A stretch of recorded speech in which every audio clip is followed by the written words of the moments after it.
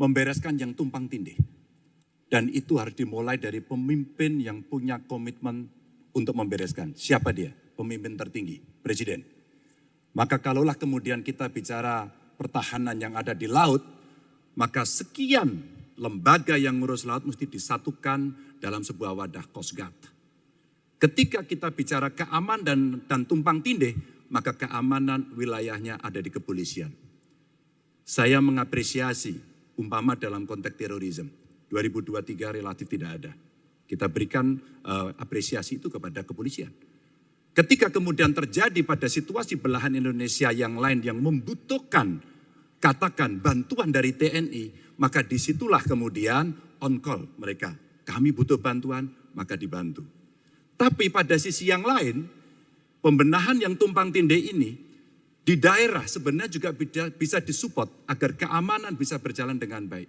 Siapa mereka pelaksana di daerah? Forkompimda. Kita tidak pernah membiarkan situasi negara diurus oleh pusat saja. Kita mesti mengambil inisiatif karena peran-peran sampai tingkat lokal itu ada. Bahkan tokoh masyarakat, tokoh agama mesti kita lakukan. Maka seluruh yang tumpang tindih dari sisi regulasi, satu perlu harmonisasi, dua perlu sinkronisasi. Dan pada tingkat tidak ada keputusan, maka pemimpin tertinggi harus berani mengambil keputusan itu. Sehingga tumpang tindih yang selama ini selalu saja menjadi perdebatan yang tidak ada hentinya, maka diselesaikan di meja presiden. Dan itu saya kira sikap yang paling jelas untuk membereskan persoalan ini. Apapun dalam konteks eksekutif, maka pemimpin tertinggilah yang harus mengambil keputusan.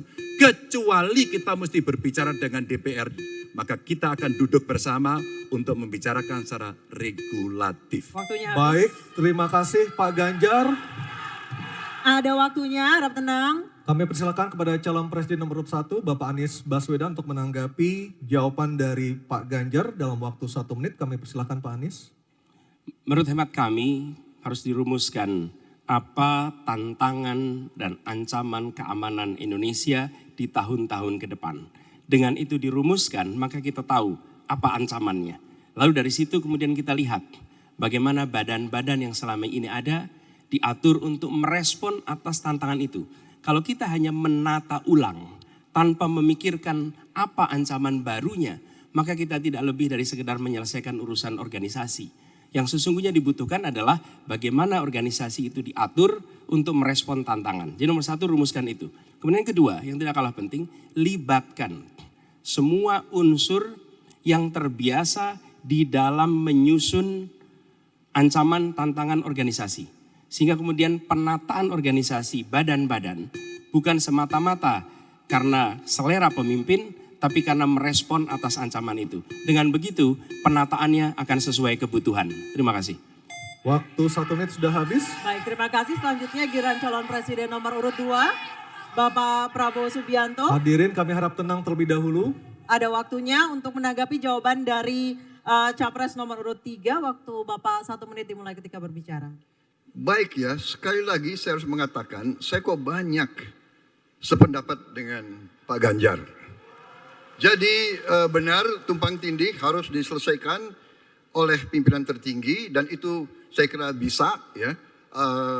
Tapi benar saya juga harus mengatakan kita harus apresiasi prestasi TNI dan prestasi Polri dalam menjaga pertahanan keamanan.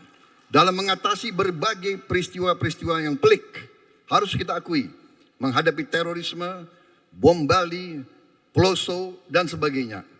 Untuk itu, saya kira kalau saya dapat mandat, saya akan perbaiki kualitas hidup TNI, kualitas hidup Polri, memimpin supaya TNI dan Polri menjadi yang terbaik yang bisa kita bangun. Dengan keunggulan TNI dan Polri langsung di bawah Presiden, kita akan berbuat yang terbaik untuk rakyat kita. Terima kasih. Selanjutnya kita kembali ke calon presiden nomor 3, Bapak Ganjar Pranowo untuk merespon tanggapan dari kedua capres tadi. Waktu Anda 1 menit dimulai ketika berbicara, silakan. Ketika overlap kelembagaan ditanyakan kepada saya, maka saya sudah pelajari apa yang ada. Data, kondisi sosiologis, konflik antar kelembagaan, itu bukan tiba-tiba turun dari langit. Karena kami sudah baca datanya, kami melihat prakteknya, pengalaman kami 10 tahun di DPR dan 10 tahun di gubernur, cukuplah sudah untuk membuat analisis kondisi sosiologis yang ada. Maka tidak perlu lagi kita akan mengundang lebih banyak orang untuk meneliti starting from zero. Ini starting from the end. Dan kemudian kita mesti memutuskan cepat. Maka kalaulah kemudian seluruh data itu sudah ada di kepala kita, sudah tertuliskan dengan baik, maka yang diambil adalah keputusan karena kita punya konsep untuk memutuskan itu. Kecuali kita blank dan kita tidak pernah tahu dari mana Anda akan memulai. Karena saya tahu dari mana itu memulai. Terima kasih.